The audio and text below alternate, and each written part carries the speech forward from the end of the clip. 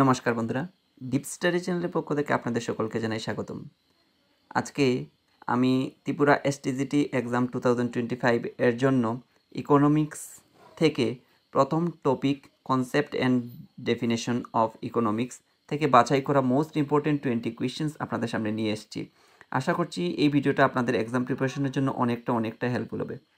যাই হোক, শুরু করা যাক আজকের ভিডিও প্রথম কোয়েশ্চেন্স দিয়ে, যেখানে বলা হয়েছে অর্থনীতির মূল উদ্দেশ্য কী।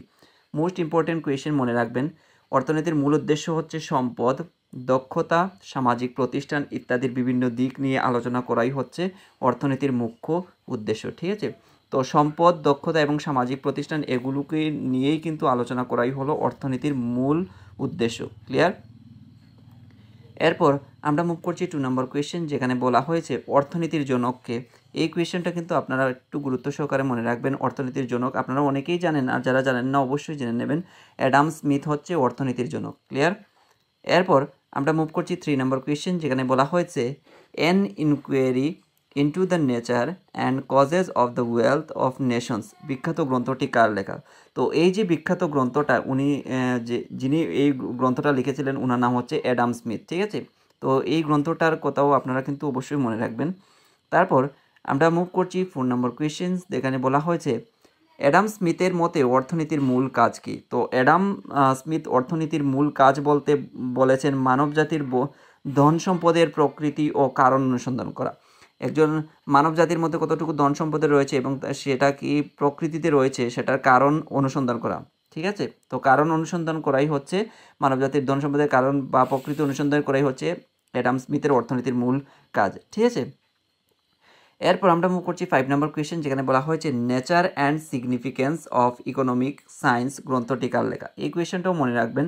লায়নেল রবিন্স হচ্ছে এই গ্রন্থটির লেখক। ঠিক আছে, লায়নেল রবিন্স। ক্লিয়ার? এরপর আমরা মুভ করছি 6 নম্বর কোয়েশ্চেন, যেখানে বলা হয়েছে কার্ল মার্কসের মতে অর্থনীতির কাজ কী। তো কার্ল মার্কসের মতে অর্থনীতির যে কাজটা হচ্ছে সেটা হচ্ছে সামাজিক উৎপাদন ক্ষেত্রে মানুষে অর্থনৈতিক সম্পর্ক বিশ্লেষণ করা। তো সামাজিক উৎপাদনের ক্ষেত্রে মানুষে যে অর্থনৈতিক সম্পর্ক বিশ্লেষণ করা, সেটাই হচ্ছে কার্ল মার্কসের মতে অর্থনীতির মূল কাজ। ঠিক আছে, এরপর আমরা মুভ করছি 7 নম্বর কোয়েশ্চেন, যেখানে বলা হয়েছে কার্ল মার্কসের মতে অর্থনীতি হলো একটি। তো কার্ল মার্কস কিন্তু অর্থনীতিকে কিন্তু একটি সমাজবিজ্ঞানের তালিকাভুক্ত করেছেন। তো সেটাও কিন্তু মাথায় রাখবেন আপনারা। কার্ল মার্কস অর্থনীতিকে কিন্তু সমাজবিজ্ঞানের তালিকাভুক্ত করেছিলেন।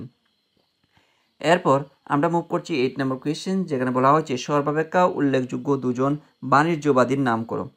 তো সর্বাপেক্ষা উল্লেখযোগ্য দুজন বাণিজ্যবাদীর নাম হচ্ছে স্যার টমাস মান ও স্যার উইলিয়াম পেটি।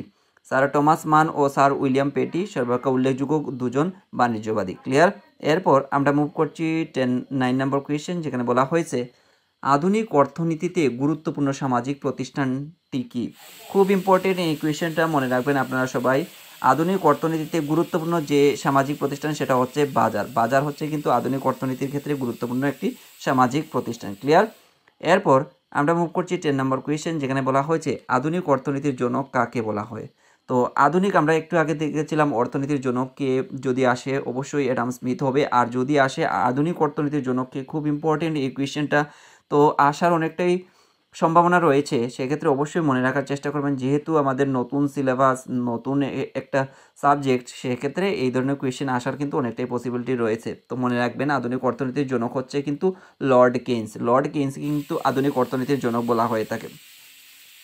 তারপর আমরা মুভ করছি 11 নম্বর কোয়েশ্চেন, যেখানে বলা হচ্ছে লর্ড কেইনস কোন ধরনের অর্থনীতির উপর বিশেষ গুরুত্ব প্রদান করেননি।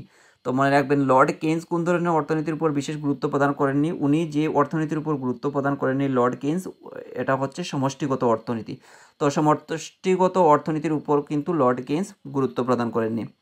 তারপর আমরা মুভ করছি 12 নম্বর কোয়েশ্চেন, যেখানে বলা হয়েছে লায়নেল রবিন্স এর বিখ্যাত বই natural and significance of economic science, এই বইটা আমরা আগেই দেখেছি।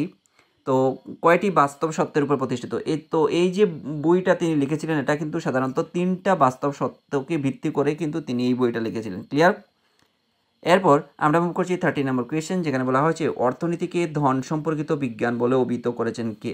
তো এই কোয়েশ্চেনটা কিন্তু মোস্ট ইম্পর্টেন্ট একটা কোয়েশ্চেন, অবশ্যই সেটা মনে রাখবেন। অর্থনীতিকে ধন সম্পর্কিত বিজ্ঞান বলে অভিহিত করেছেন কে? Adam Smith. ক্লিয়ার?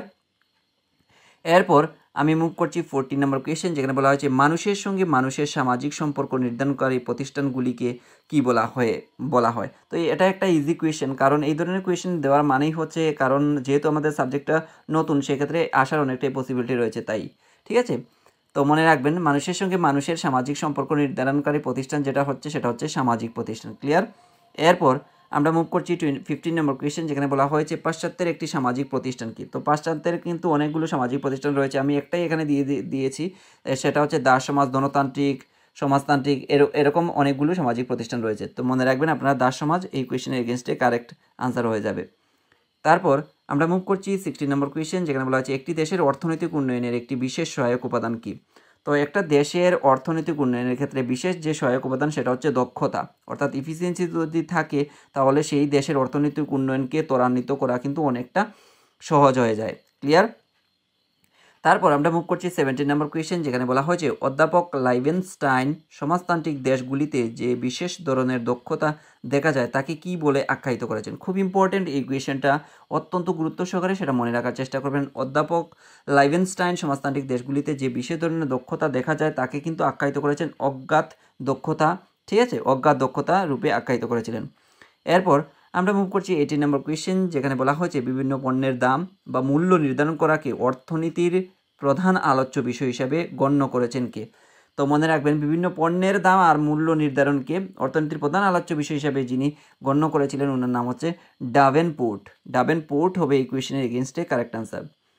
তারপর আমরা মুভ করছি 19 নম্বর কোয়েশ্চেন, যেখানে বলা হচ্ছে অধ্যাপক ফিশার ও ক্লার্ক অর্থব্যবস্থাকে কয়টি ক্ষেত্রে ভাগ করেছেন।